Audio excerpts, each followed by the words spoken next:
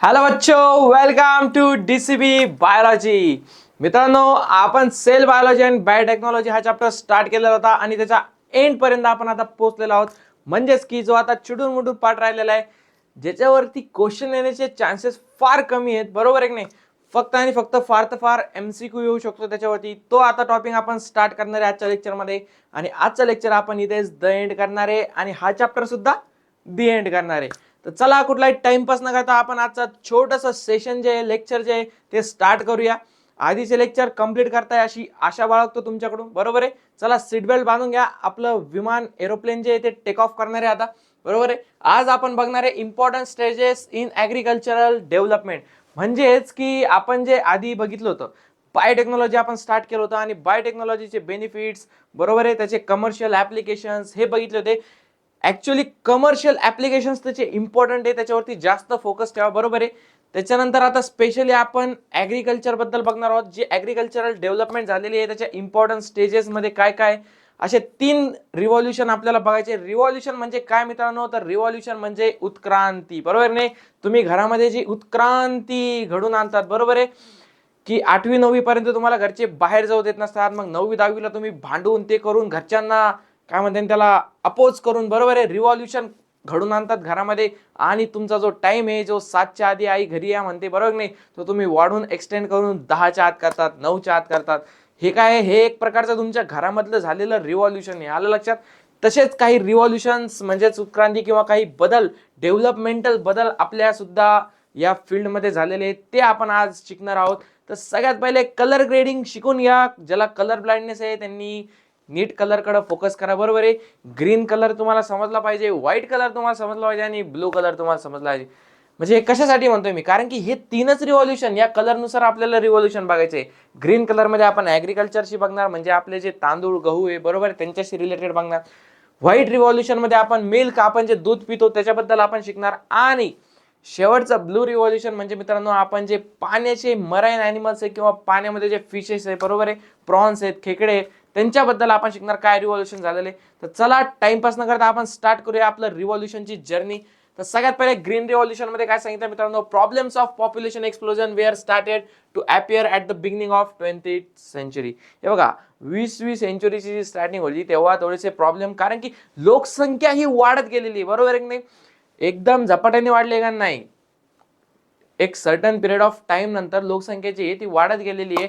आणि याच्यामुळे झालं काय, आता जर खाणारे लोक जास्त असले घरामध्ये, तर कमवणार हात जर एक असला तर कमी तर पडणारच ना मित्रांनो, बरोबर आहे का नाही? त्याच्यासाठी काय, खाणारे लोक जेवढे आहेत तेवढंच थोडेसे एक दोन जास्त जण जर कमवणारे सुद्धा असले तर घर कसं स्टेबल राहतं. तसंच जर आपल्याला आपलं वर्ल्ड किंवा कंट्री किंवा देश जर स्टेबल ठेवायचा असेल तर आपल्याला काय पाहिजे? उत्पन्न पण, प्रोडक्ट पण तेवढंच पाहिजे आणि ते लोकांसाठी पुरलं पाहिजे. बरोबर आहे? तर अशाच हेतूने, अशाच मोटिव्हने आपण ग्रीन रिव्हॉल्युशन चालू केलेले. म्हणजेच काय, की कमी पडत होता आपल्याला खायला, बरोबर, कारण की पॉप्युलेशन एक्सप्लोजन झालं होतं. Almost all the countries, especially कोणत्या? Under develop and developing. Developing म्हणजे आपल्यासारखी कंट्री मित्रांनो. जी डेव्हलपिंग म्हणजे अमेरिका, रशिया, चायना यांच्या पावलाला पाऊल ठेवून चालते. आणि अंडर डेव्हलप कंट्री म्हणजे आपले शेजारचे देश, तुम्हाला तर माहिती आहे, बरोबर आहे, नाही, ज्यांच्यामध्ये डेव्हलपमेंट अजून झालेले नाही, had been badly affected by the effects of poor quality and quantity of food. म्हणजे जे आपण उत्पन्न घेत होतो ते एकदम पुअर क्वालिटीचं होतं, ज्याच्यामध्ये काही न्यूट्रियन्स फार कमी होते आणि त्याची क्वांटिटी म्हणजे प्रोडक्टिव्हिटी सुद्धा खूपच कमी होती. बरोबर आहे? Various methods applied for harvesting maximum yield from minimum land are collectively called as a green revolution. म्हणजेच काय, मग आपण काय ग्रीन रिव्हॉल्युशन मध्ये काय रिसर्च केली आहे, की आपण बायोटेक्नॉलॉजीचे यूज करून मित्रांनो मॅक्झिमम यील्ड काय आपण हार्वेस्ट केली, maximum yield from minimum land. कळलं तुम्हाला? म्हणजे कमीत कमी जमिनीमधून आपण जास्तीत जास्त उत्पन्न कसं घेता येईल आपल्याला याची रिसर्च केली. आणि तुम्हाला जर ऐकून चांगलं वाटेल की या ग्रीन रिव्हॉल्युशन मध्ये एक सायंटिस्ट जे होते ते आपलेच इंडिया वाले सायंटिस्ट सुद्धा होते. त्याच्यामुळे आपल्यासाठी खूप प्राऊड मुवमेंट आहे. इम्प्रूव्हाइज ड्वार्फ व्हरायटीज ऑफ व्हीट. हे बघा, wheat and rice. Proper use of fertilizers and pesticides and water management has led to the increased production of food grains, and thereby large population had been saved from hunger. आपल्याला माहिती आहे की जर hunger, जर म्हणजे जेवढं पाहिजे तेवढं जर न्यूट्रिशन किंवा फूड जर आपल्याला भेटलं नाही तर माल न्यूट्रिशन, प्रोटीन माल न्यूट्रिशन सारखे विविध आजार म्हणजे कुपोषण असू द्या किंवा क्वाशेकर, मॅरास्मस असे बरेच आजार आपल्याला लागू शकतात, जे अंडर डेव्हलप कंट्रीज आहे, म्हणजे जिथं दुष्काळ पडलेला आहे किंवा जिथं पुरेशा सुविधा नाही आहेत, जिथं शेती करता येत नाही, अशा कंट्रीजमध्ये किती भयानक प्रकारची परिस्थिती आहे आपण ते बघतो, बरोबर आहे, न्यूजमधून त्याच्यामधून. त्याच्यामुळे मित्रांनो की याचाच एक कारण म्हणून की कमीत कमी प्रदेशामध्ये, कमीत कमी लँडमध्ये जास्तीत जास्त उत्पन्न कसं घेता येईल, कारण की आपल्याला तर म्हणजे पॉप्युलेशन दिवसेंदिवस वाढते, बरोबर आहे, आणि जमीन सुद्धा लोकांना राहायला पुरत नाही, शेती करणं तर दूरचीच गोष्ट राहिली. त्याच्यामुळं कमीत कमी लँडमध्ये कसं जास्तीत जास्त उत्पन्न घेता येईल, हेच म्हणजे आपलं काय ग्रीन रिव्होल्युशन. याच्यामुळे व्हीट आणि राईस मध्ये आपण फार प्रगती केली, म्हणजे त्याच्यामध्ये न्यूट्रिशन ऍड केले, राईसच्या वेगवेगळ्या व्हरायटीज आपण ऍड केल्या, गव्हाच्या सुद्धा वेगवेगळ्या व्हरायटीज आपण ऍड केल्या, बरोबर आहे की नाही. त्याच्यानुसार प्राइस मध्ये पण कमी जास्त झाले, आलं लक्षात. म्हणजे अशा प्रकारचं जे रिव्होल्युशन होतं ते कशामध्ये झालेलं आहे, आपल्या व्हीट आणि राईस मध्ये. आता ते सायंटिस्ट कोणते होते हे फार एक्साइटिंग आहे मित्रांनो, हे नाव तुम्हाला लक्षात राहिले पाहिजे, कारण की आता शेवटी आपल्या इंडियासाठी प्राऊड मुवमेंट आहे की नाही. डॉक्टर नॉर्मन बॉरलॉग USA चा आणि डॉक्टर MS स्वामीनाथन इंडियाचे. हे बघा याच्याकडे लक्ष द्या मित्रांनो, नॉर्मन बॉरलॉग आणि MS Swaminathan have valuable contribution in green revolution. हे बघा स्वामीनाथन असे दिसत होते, नॉर्मन बॉरलॉग असे दिसत होते, फोटो सुद्धा बघा तुम्ही त्यांची, बरोबर नाही. कुठं काय सांगते तर रस्त्यात भेटले ओळख दाखवलं, अरे स्वामीनाथन सर काय चालू आहे, बरोबर नाही. Various research institutes and laboratories are engaged in development of new varieties of various crops through research. मित्रांनो लक्षात, म्हणजे त्यांनी काय सांगितलं की असे इन्स्टिट्यूट्स आहेत, लॅबोरेटरीज आहे, जे की काम करतात कशावरती, development of new varieties of various crops through research. म्हणजे त्यांचं काम एकच आहे मित्रांनो, की आपल्याला आहे ना, आपल्याला जास्तीत जास्त न्यूट्रिशियस फूड कसं मिळवता येईल, बरोबर नाही. म्हणजे आपण जो राईस खातोय, आपण जो व्हीट खातोय, याला जास्तीत जास्त न्यूट्रिशन कसं देता येईल. म्हणजेच काय की बाबा व्हीट खातोय आपण, बरोबर आहे, व्हीट मध्ये आता फायबर्स आहेत, फायबर्स काय करतात, आपली जी डायजेशन सिस्टीम आहे ती चांगली राहतात. आणि आपल्याला माहिती आहे, आयुर्वेदाचे जे स्टुडंट आहेत त्यांना सुद्धा माहिती असेल की जे आपलं कोष्ट असतं, कोष्ट म्हणजे स्टमक मित्रांनो, की सगळे जे आजार असतात त्या स्टमक वरच डिपेंड असतात, इनडायरेक्ट और डायरेक्ट, आहे नाही. त्याच्यामुळं ते नीट राहणं एकदम चांगले. डायजेशन, इनडायजेशन, कॉन्स्टिपेशन अशा वेगवेगळ्या समस्या आता डेली म्हणजे भरपूर लोकांना आपल्याला बघायला भेटतात.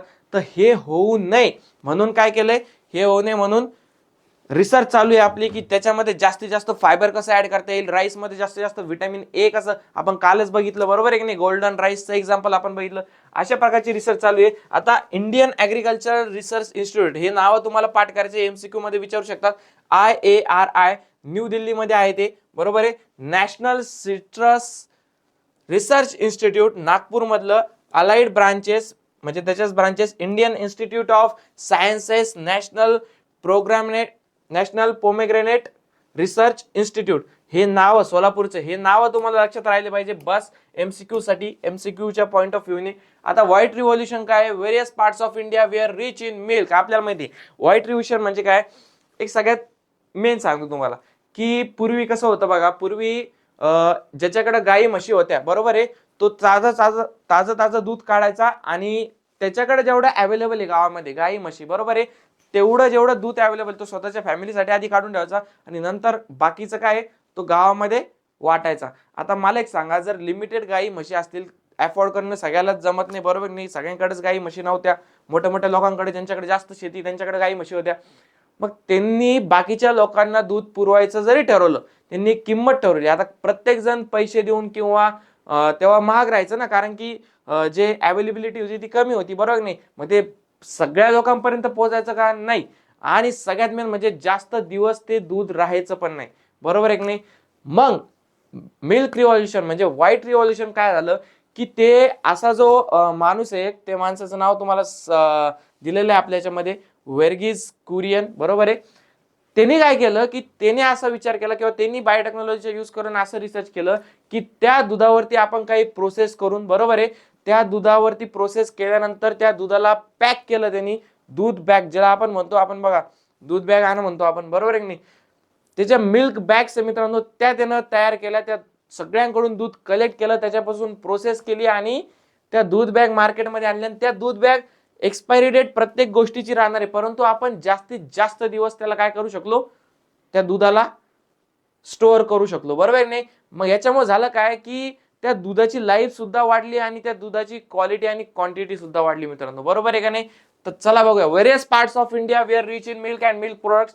However, those products were not sufficient to meet the needs of far-flung regions. प्रत्येक रिजन मध्ये ते ज्या गोष्टी आहेत दुधाच्या बॅग किंवा दुधाचे प्रोडक्ट्स जे ते वाटणं किंवा ते पोहोचणं शक्य नव्हतं मित्रांनो. त्याच्यामुळे काय केलं, डॉक्टर वर्गीस कुरियन हे नाव लक्षात ठेवा. त्यांचा जो फोटो होता मित्रांनो तो मी टाकलेला नाहीये, परंतु तुम्ही स्वतःच्या मोबाईल मध्ये रिसर्च करून बघा. डॉक्टर वर्गीस कुरियन यांच्याशी रिलेटेड एक गोष्ट आहे. अमूल ब्रँड सगळ्यांना माहिती आहे मित्रांनो दुधाचा, बरोबर नाही. अमूल ब्रँडचे जनक हे होते doctor Varghese Kurien. Proved through the cooperative movement and use of biotechnology that dairy cannot be allied but it will be an mainstream business मित्रांनो. आलं लक्षात. त्यांनीच बायोटेक्नॉलॉजीचा यूज काय केलं, मिल्क प्रोडक्शन मध्ये केलं. मिल्क जे आपलं ते मिल्क आपण आर्टिफिशियली हे करू शकतो, बरोबर नाही, स्टोअर करू शकतो किंवा त्याची लाईफ वाढू शकतो. अशा प्रकारे त्यांनी रिसर्च केली आणि त्यांनी तो बिझनेस तयार केला. He put the cooperative dairy movement of Anand, Gujarat मधला जे सिटी आहे Gujarat, at all time high status. त्यांनी गुजरात मधल्या आनंद सिटी पासून ते स्टार्ट केला बिझनेस, बरोबर आहे, जो की आता होल इंडिया मध्ये चालतोय. while achieving the self sufficiency in dairy business, various experiments were performed for quality control, सगळ्यात main newer dairy products and their preservation. म्हणजे क्वालिटी वरती दुधाच्या, परत त्याच्यापासून नवीन नवीन प्रोडक्ट्स कसे बनवता येतील आपल्याला, परत आणखीन त्यांना प्रिझर्व कसं करायचं याच्यावरती त्यांनी काय म्हणतात त्याला एक्सपेरिमेंट्स करायला चालू केली. आता एक प्रश्न विचारला, why people from all over the world are again preferring the local wild varieties. कारण की मित्रांनो आपल्याला आता समजलंय की ज्या गोष्टी आहेत आर्टिफिशियल पासून बनवलेल्या किंवा ज्या गोष्टी प्रोसेसिंग केलेल्या त्या आपल्यासाठी शरीरासाठी कुठेतरी कधीतरी भविष्यात फ्युचरमध्ये त्रासदायक ठरतायत, बरोबर आहे. त्याच्यामुळे जास्तीत जास्त लोक काय करतायत की जे ताजं ताजं दूध मिळतंय किंवा जे आपल्या आजूबाजूला खेडेपाडे आहेत, बरोबर नाही, सिटीच्या तिथून जे गाई म्हशीचे दूध लोक विकतायत, बरोबर आहे, ते जास्तीत जास्त नॅचरली जे दूध आहे ते घेण्याचा लोक जास्त प्रयत्न करतायत, बरोबर आहे नाही. कारण की त्यांना असं वाटतंय, हा माईक का पडतोय, चला फिट, कारण त्यांना असं वाटतंय की नॅचरल ते नॅचरल असतं, बरोबर नाही. प्रोसेसिंग केलेलं आपल्या बॉडीसाठी चांगलं नाहीये. तुम्ही कमेंट मध्ये मला सांगा तुम्ही कोणतं दूध वापरता मित्रांनो. दूध बॅग मधलं म्हणजेच मिल्क बॅगचं वापरता, अमूलचं वापरता, बरोबर नाही, विकास गोल्ड वापरता का आपल्या घरी तो दूधवाला देत असतो, बरोबर नाही. तुमच्या घरी दूध कोण देतं, दूधवाला. दूधवाला नाही देत रे दूध, दूध गाय देती, म्हैस देती, दूधवाला फक्त ते आणून देण्याचं काम करतो आपल्याला, बरोबर नाही. आता ब्लू रिव्होल्युशन बघा, मी कलर सुद्धा तेच वापरलेत. व्हाईटला बघा, व्हाईट वापरलाय, ग्रीनला ग्रीन वापरलाय तुम्हाला समजण्यासाठी, आणि ब्लू रिव्होल्युशनला ब्लू वापरलाय, बरोबर आहे. नाही तर तुम्ही म्हणता सरला काय पीपीटी बनवता येत नाही का, सरांनी कोणतेही कलर टाकून दिले, तसं नाही, ठराविक मुद्दामून वापरलेले कलर आहेत ते. प्रोडक्शन, आता ब्लू रिव्होल्युशन मधून काय समजते तुम्हाला, हे बघा, ब्लू कोणती गोष्ट आहे, सगळ्यात मेन म्हणजे पाणी, बरोबर आहे. म्हणजेच काय की पाण्याशी रिलेटेड काहीतरी रिव्होल्युशन उत्क्रांती झालेली आहे. तर ती कशी, जी मराईन अॅनिमल्स म्हणजे फिशेस आहे, बरोबर आहे, प्रॉन्स, खेकडे, म्हणजे व्हरायटीज ऑफ अॅनिमल्स आहेत, त्यांचा जो बिझनेस आहे मित्रांनो तो म्हणजेच काय आहे, ब्लू रिव्होल्युशन मध्ये पार्टिसिपेट, बरोबर आहे. म्हणजेच काय की आपल्या इथे जे भेटतात फिशेस ते आपण बाहेर कंट्रीजला एक्सपोर्ट करतो, किंवा प्रत्येक रिजनची काही स्पेशालिटी असते. ईस्ट इंडियाला गेले त्यांची वेगळी स्पेशालिटी, साऊथ इंडियाला गेले त्यांच्याकडे वेगळे मराईन अॅनिमल्स भेटतात, बरोबर नाही. म्हणजे यांना काय करणं, यांना ग्रो करणं, बरोबर नाही, यांची जी संख्या आहे त्यांना पाळणं, त्यांची संख्या वाढवणं आणि मग ते एक्सपोर्ट करणं किंवा बिझनेस साठी वापरणं, यालाच आपण काय म्हणतो, ब्लू रिव्होल्युशन म्हणतो मित्रांनो. Production of various useful aquatic organisms with the help of water is called as a blue revolution. Farm ponds and fishes, हे बघा, farm ponds and fishes are very common in East Asian countries, जसं की आपली जी country आहे India. However, people are not only thinking of cultivating the fishes and shrimps but other aquatic plants and animals too. आता भरपूर awareness झालेला आहे, भरपूर लोक जग पुढे गेलेले आहे, लोकांना पण काय म्हणतात त्याला नॉलेज आलेलं आहे, बरोबर नाही. मग ते काय करतात, फॉरेन कंट्रीज मधून जाऊन चांगलं शिक्षण घेऊन आपल्या इथं येऊन त्यांचं जर रिजन असं आजूबाजूला समुद्राच्या नदीच्या कोणाच्या, तर तिथं ते काय करतायत, हे जे ब्लू रिव्होल्युशन आहे आपलं, की ज्याच्यामध्ये की जे मराईन ॲनिमल्स किंवा जे ॲक्वेटिक ऑर्गॅनिझम्स आहेत, बरोबर आहे, प्लांट्स असू दे किंवा ॲनिमल्स असू दे, त्यांना ग्रो करायचं आणि त्याचा एक बिझनेस सेटअप करायचा, बरोबर आहे की नाही. त्यांना काय सांगितलं, युजफुल सांगितले, useful aquatic organisms with the help of water production करायचं. गव्हर्नमेंट ऑफ इंडिया, आता हे बघा, गव्हर्नमेंट ऑफ इंडियाने सुद्धा मदत केलेली आहे, has vote to increase the production by encouraging the people for pisciculture. Pisciculture म्हणजे काय, तेच की जे आपले प्रॉन्स आहेत, बरोबर आहे का नाही, प्रॉन्स असू द्या किंवा फिशेस असू द्या, त्यांना जे युजफुल आपले ॲक्वेटिक फिशेस प्रॉन्स आहेत, बरोबर आहे, त्यांना खाण्यासाठी किंवा अदर बिझनेससाठी त्यांना ग्रो करायचं वॉटरमध्ये साईडला ठेवून, बरोबर नाही, त्यांना चांगल्या प्रकारे ग्रो करायचं मित्रांनो. नाही तर असं नाही की आणले नुसते पाळले आणि दिले ड्राम मध्ये सोडून आणि गेले ते बिचारे मेले, असं नाही. त्यांना व्यवस्थित ग्रो करायचं. त्याच्यासाठी लागणारा जो जेवढा पण खर्च आहे तो सगळा आपली गव्हर्नमेंट देणार आहे आपल्याला सबसिडीच्या मार्फत, बरोबर आहे की नाही. लॉन्चिंग द प्रोग्राम, त्यांनी कोणता प्रोग्राम लॉन्च केला त्यासाठी, नील क्रांती, हे नाव लक्षात ठेवायचे एमसीक्यूच्या पॉइंट ऑफ व्ह्यूनी. Neel Kranti mission 2016, NKM16, AK46 आपल्याला माहिती असेल, जे पबजी लवर आहे, बरोबर नाही, तसं हे नाव लक्षात ठेवायचे NKM16, नील क्रांती मिशन 2016. आता सबसिडी काय प्रकार असतो, 50 ते 100% subsidies are offered in this case marine and fresh water fishery is possible on large scale. म्हणजेच की जर तुम्ही जर मराईन रिजन किंवा नदीच्या काठी, बरोबर आहे, काहीतरी बिझनेस सेटअप करायचा तुम्हाला अशा प्रकारचा पिसिकल्चरचा, तर काय करते गव्हर्नमेंट, काय करते, तुम्हाला जो लागणारा खर्च आहे, बरोबर आहे, आता तुम्ही जर त्या याच्यासाठी खर्च लावला 3-4 लाख रुपये, 2-3 लाख रुपये, बरोबर नाही, तर त्याच्यातले 50% किंवा 100% सुद्धा जी सबसिडी वापस येते आपल्याला, बरोबर आहे. म्हणजे आपण घराला सोलार लावतो, आपण इन्व्हेस्टमेंट करतो, बरोबर आहे की नाही, 2 लाख 2.5 लाख, त्याची अर्धी अमाऊंट काय करते आपल्याला गव्हर्नमेंट नंतर वापस देते, की आपण जेव्हा सोलार लावल्यावर, बरोबर नाही. म्हणजे गव्हर्नमेंटला माहिती आहे याच्यामुळे आपलाच फायदा होणार आहे, बरोबर आहे. त्याच्यामुळे गव्हर्नमेंट काय करते, आपल्याला पैशाची सुद्धा मदत करते. फ्रेश वॉटर फिशेस लाईक, हे बघा, रोहू, कटला, जे फिश खाणारे त्यांना माहिती असं नाही नाव, rohu, catla and other fishery products like shrimp and lobsters are being cultured on large scale. लक्षात मित्रांनो, कटला माझा सुद्धा फेवरेट आहे खाण्यामध्ये. आता फर्टिलायझर्स काय विषय आहेत, सगळ्यांना माहिती आहे. फर्टिलायझर्स काय, आता काय असतात, खतं असतात, बरोबर नाही, ते केमिकल पण असतात आणि ऑर्गॅनिक पण असतात. Okay, 2 types of fertilizers used in agriculture. One of those are organic manure and others are chemical fertilizers. लक्षात, याचे प्रत्येकाचे दोघांचे म्हणजे केमिकल मुळे काय लॉस होतो किंवा केमिकल का आपल्यासाठी हार्मफुल आहे हे सुद्धा तुम्हाला माहिती पाहिजे. आणि आपले जे ऑर्गॅनिक मॅन्युअर आहे ते आपल्यासाठी कसं युजफुल आहे. ऑर्गॅनिक मॅन्युअर जर तुम्ही यूज केलं तर सॉइलची जी वॉटर होल्डिंग कॅपॅसिटी आहे मित्रांनो ती इम्प्रूव्ह होती, कन्झर्वेशन होतं due to use of manures, organic manures. जे अप्पर लेअर आहे सॉइलचं essential in agriculture is form due to humus formation. मित्रांनो, जे आपण किडे मकोडे, बरोबर आहे, जे शेतामध्ये असतात त्यांच्यापासून काय फॉर्म होतं, खत तयार होतं, ज्याला आपण ह्युमस म्हणतो. व्हेरियस इसेन्शियल एलिमेंट्स लाईक, हे बघा, nitrogen, phosphorus, potassium can be available to crops due to earthworms and fungi. आपल्याला माहिती आहे आपल्या जमिनीमध्ये अर्थवर्म्स आणि फंगाय असतात भरपूर, बरोबर नाही. ते काय करतात, ते जे ऑर्गॅनिक डेब्रिस किंवा कचरा जो असतो, ऑर्गॅनिक जे झाडाचे पानं गळून पडलेले असते किंवा काय, त्याच्यापासून खत तयार करायचं काम करतात, बरोबर आहे.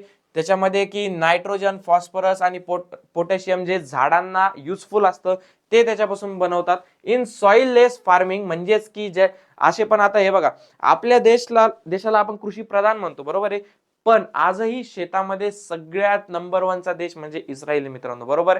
तिथं जास्त करून कोणती शेती चालते, हायड्रोपोनिक्स. याच्याबद्दल तुम्ही सर्च करा, स्पेशल बघा कशी टेक्निक आहे, काय आहे, बरोबर आहे. सॉइललेस फार्मिंग का म्हणलंय, कारण की तिथे सॉइलचा यूज करणे, त्यांच्याकडे आपल्यासारखी काळी जमीन का नाही, वाळवंट आहे तिकडं, लाल माती, आपल्यासारखी जमीन का नाही, मग ते कशी करतील शेती, तर त्यांनी काय हायड्रोपोनिक्स सर्च केलं. म्हणजेच काय, की ते जे खतं किंवा जे पण हे आहे ना सगळं लिक्विड केमिकल फर्टिलायझर्स त्यांनी वापरले. आलं लक्षात, लिक्विड केमिकल फर्टिलायझर्स म्हणजेच आपण जे सॉइल मध्ये टाकतो ना ते त्यांनी पाण्यामध्ये टाकले, असे बनवलेत chemical fertilisers. However, there are more harmful effects of liberal use of chemical fertilizers. It includes decrease in fertility of soil. जर आपण काय करतोय, आपण फक्त आणि फक्त केमिकल फर्टिलायझर्स वापरतोय, त्याच्यामुळं आपली जी सॉइल होती ती सुपीकची नापीक बनत चालते, त्याची जी काय म्हणतात त्याला फर्टिलिटीची पॉवर आहे ती कमी होत चालते. त्याच्यामुळे जास्तीत जास्त ऑर्गॅनिक मॅन्युअर कडे जास्त लक्ष दिलं पाहिजे मित्रांनो.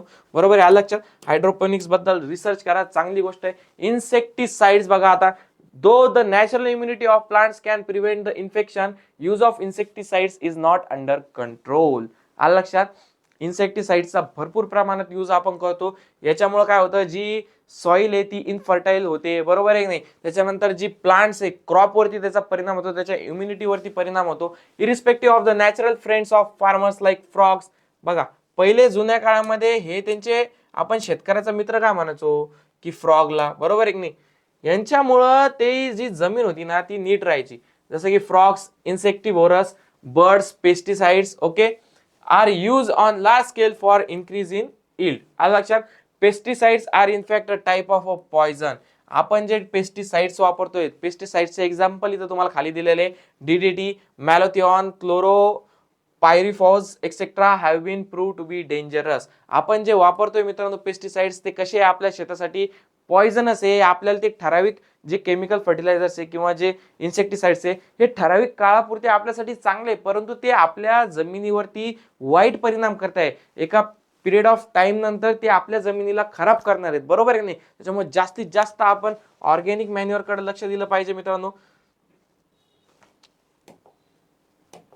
हे बघा, हे दिसलंय का तुम्हाला, मिल्थिऑन, त्याच्यानंतर हे डीडीटी, युरिया, हे आपण सर्रास आपल्या शेतामध्ये वापरतो. हे बघा, केमिकल फर्टिलायझर्स आपण केमिकल फवारतो आपल्या शेतामध्ये, बरोबर नाही. याच्यामुळं होतं काय आहे, याच्यामुळं आपल्याला आपली जी जमीन आहे ना त्याचे यील्ड निघणार आहे आपल्या याच्यापासून, ते कुठंतरी भविष्यामध्ये कमी प्रमाणात निघणारे, बरोबर नाही. त्याचा जमिनीवरती आपल्या परिणाम होणार आहे आणि इनडायरेक्टली ते आपल्या पोटात जाणारे अन्न सगळ्यांच्या, त्याचा आपल्यावरती सुद्धा, शरीरावरती सुद्धा परिणाम होणार आहे. आलं लक्षात. ऑर्गॅनिक फार्मिंग बद्दल काय सांगितलंय, nowadays organic farming and organic products have been become buzzwords. Okay, का, कारण की मी म्हणलं ना, लोकांना आजकाल थोडीशी अक्कल आली आहे, त्यांना आता ऑर्गॅनिक गोष्टी जास्त आवडायला लागलेल्या.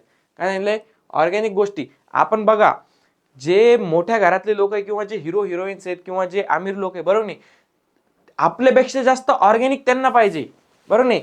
ऍक्च्युअल मध्ये शेती आपण करतो, सगळं आपण करतो, पण आपणच ऑर्गॅनिक खात नाही, बरोबर नाही. आपण असे डीडीटी ते फवारलेले, इन्सेक्टिसाइड्स मारलेले असे पदार्थ खातो.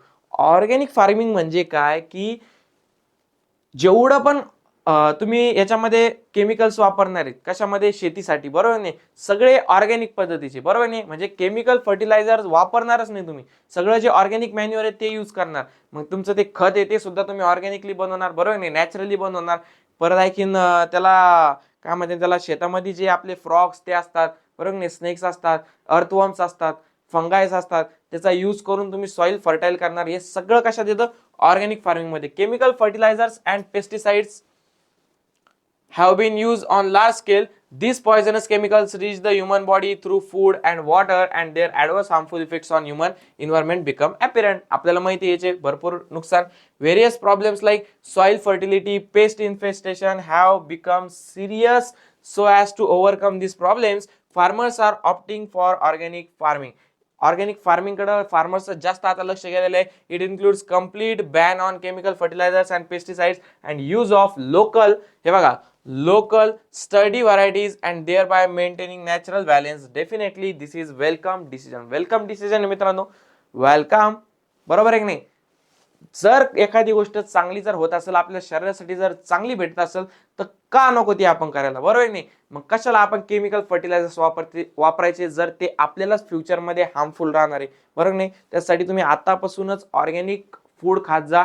कोणतं पण आपण फळं बिळं बघतो बघा, आता केमिकल मारलेलं असते का, तर त्याची ग्रोथ लवकर झाली पाहिजे, प्रोडक्शन जास्त झालं पाहिजे. मान्य आहे, ऑर्गॅनिक फार्मिंग मध्ये जे प्रोडक्शन आहे ते लवकर येत नाही, बरोबर नाही, किंवा नॅचरली ते ग्रो होत असतं, दिसायला जे आहे ते नॅचरली राहणार आहे. आता टमाटर जर आपण बघितलं तर आता असे टमाटे आले एकदम लाल करून टाकतात ते, बरोबर नाही. सफरचंद पण बघा एकदम लाल असतो, असं बघूनच खावडतं ते, पण ऍक्च्युअल मध्ये त्याची टेस्ट चांगली नसते बघा मित्रांनो, आंबट लागतं, बरोबर नाही, असं स्वीट नाही लागत कोणते फळं असं तसं. हे सगळं कशामुळे होतं, त्या केमिकल्समुळे होतं. जर आपण ऑर्गॅनिकली जर त्याला ग्रो केलं ना मित्रांनो, तर ते इतकं टेस्ट भारी असते त्याची, आपण गावरान आंबा म्हणत नाही का तसं नॅचरली कोणती पण गोष्ट पाहिजे. आणि आजकाल त्याची डिमांड खूप वाढली, त्याच्यामुळेच त्याची प्राइस सुद्धा वाढली, कारण की प्रोडक्शन कमी आहे ना, टाइम जास्त लागतो. केमिकलमध्ये लगेच ग्रो होतं, याच्यामध्ये थोडासा कमी टाइम लागतो, बरोबर, म्हणजे जास्त टाइम लागतो. त्याच्यामुळे थोडीशी प्राइस जास्त आहे. जर टमाटे 30 रुपये किलो असेल तर ते 100 रुपये किलो असतात ऑर्गॅनिक, बरोबर नाही, आलं लक्षात. पण ऑर्गॅनिक फार्मिंगकडे जास्त लक्ष दिलं पाहिजे. आपण बाहेर 200 रुपयाचा पिझ्झा खातो, 250 रुपयाचा पिझ्झा खातो, मग घरामध्ये भाजीपाला जर आणला थोडासा महाग, ऑर्गॅनिकली वाढवलेला, तर काय बिघडलं, त्याच्यात थोडासा पैसा गेला, बरोबर आहे नाही, पण शेवटी चांगलं खातोय ना आपण. हे बघा हे दिसलंय का तुम्हाला, ऑइल केक आणि तुमच्या बुकमध्ये दिलेले बघा, हे अर्थवॉर्म्स आहेत बरं का, हे मातीमधले सॉइल मधले अर्थवॉर्म्स आहेत, आलं लक्षात. आता हे ऑइल केक्स कसे बनवलेले असतात की ते जे आपण बियांपासून ऑइल काढतो ना, एक्स्ट्रॅक्ट करतो ना बियांपासून, सीड पासून ऑइल, त्याचा जो उरलेला चौथा असतो, त्याचा उरलेला जो पार्ट असतो, तो हा ऑइल केक असतो, आलं लक्षात. आणि याचा यूज कोण करतं, हे अर्थवॉर्म करतं. या अर्थवॉर्म याचा यूज करून आपल्या सॉइलमध्ये नायट्रोजन, फॉस्फरस, पोटॅशियम, जे जे लागणारे न्यूट्रिएंट्स आहेत, मिनरल्स आहे, ते सगळं ऍड करतं आणि सॉइलला फर्टाईल बनवायचं काम करतं मित्रांनो, आलं लक्षात. आता ॲपिकल्चर काय, ॲपिकल्चर म्हणजे काय, बऱ्याच जणांना मधमाशी चावली असेल बघा, बरोबर आहे नाही का, तर तुम्ही काय असं झाडावर बिडावर तुम्हाला पोळं दिसला असेल, तुम्हाला वाटलं असेल यार मस्त मध खायची इच्छा होती, गेले तुम्ही हात टाकला, लगे येऊन ते चावले, बरोबर आहे नाही. आता जे मध काढत होते पूर्वी, बरोबर नाही, त्या पोळ्यामधून, बरोबर आहे, मधमाशांच्या पोळ्यामधून जे मध काढत होती, पूर्वी पद्धत कशी होती, त्याच्या खाली स्मोक केला जायचा किंवा कशाच तरी धूर केला जायचा. मग त्या स्मोकमुळे किंवा त्या धूरमुळं त्या मधमाशा ज्या होत्या काही काही त्या डेड सुद्धा व्हायच्या, बरोबर नाही, त्यांची डेथ सुद्धा व्हायची.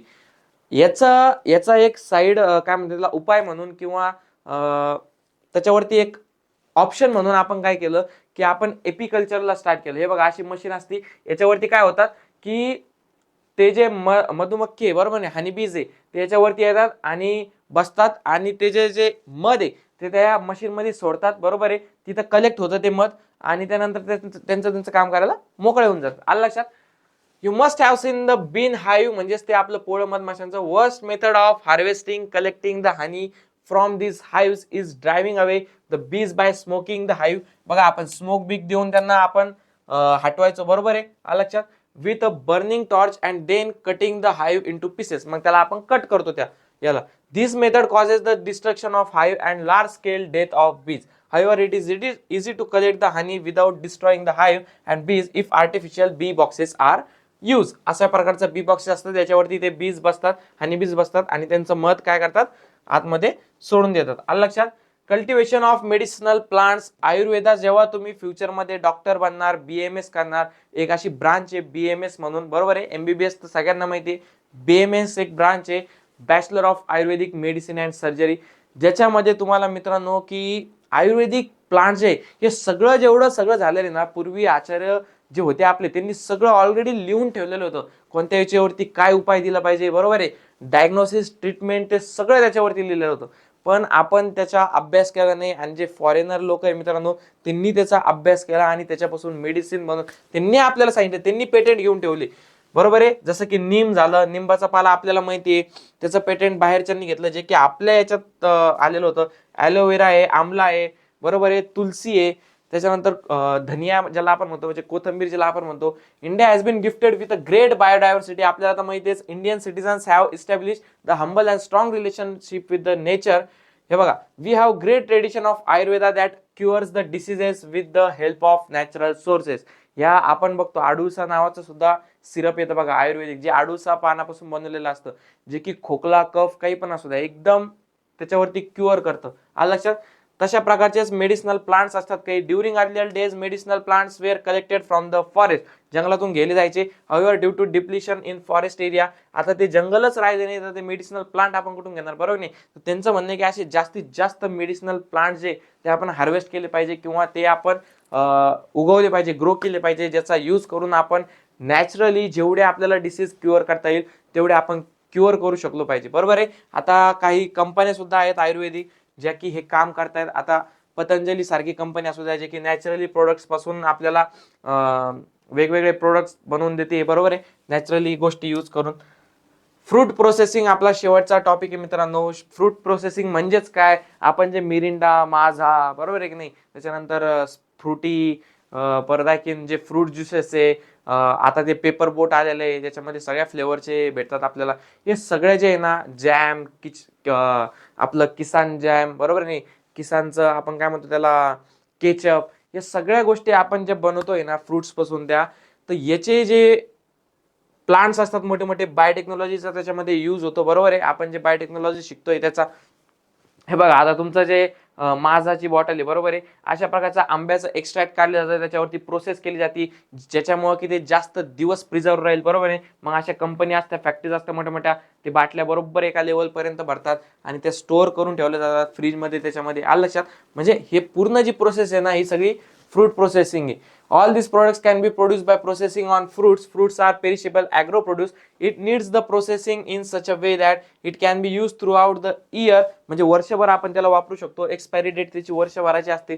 Fruit processing includes various methods ranging from storage in cold storage to drying. हे बघा कोणत्या कोणत्या फूड प्रोसेसिंग आहे ते बघून घ्या तुम्ही. आलं लक्षात. फूड प्रोसेसिंग बघून घ्या. सगळ्यात पहिले स्टोरेज करायचं, कोल्ड स्टोरेज, त्याच्यानंतर ड्राईंग करायचं, नंतर सॉल्टिंग. आता ते आवळा बघतो ना, आवळा कॅन्डी आपण, तर त्याच्यामध्ये सॉल्टिंग मध्ये येते बघा ती. कोल्ड आपण माहिती आपल्याला स्प्राईट, फ्रुटी, माझा, आलं लक्षात. एअर टाईट पॅकिंग जे आपल्याला बघतो आपण, लोणचे बिंचे असतात. प्रिपेरिंग, मुरंबा आणि इव्हॅपोरेटिंग, आलं लक्षात.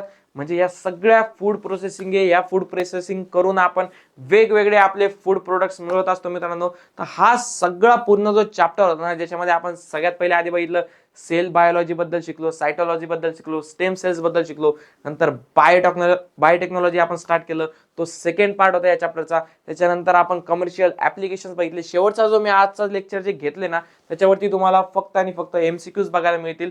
जास्त मोठा क्वेश्चन तुम्हाला बघायला भेटणार नाही, बरोबर आहे की नाही.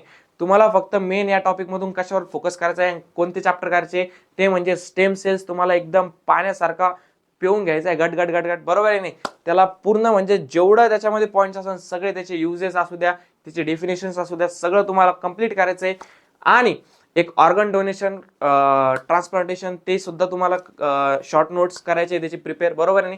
आणि बायोटेक्नॉलॉजीमध्ये त्याचे बेनिफिट्स, त्याच्यानंतर त्याच्यामध्ये ह्युमन हेल्थला इम्पॉर्टंट आहे, कमर्शियल ऍप्लिकेशन्समध्ये त्याच्यावरती हमखास क्वेश्चन येणार मित्रांनो. तर हे सगळं तुम्हाला अभ्यास करायचा आहे, ते इम्पॉर्टंट या चॅप्टर मधलं. आता चला मी तुम्हाला हे पण सांगितलं या चॅप्टर मधलं तुम्हाला काय करायचं आहे, मोठे क्वेश्चन्स कशावरती येणार आहे.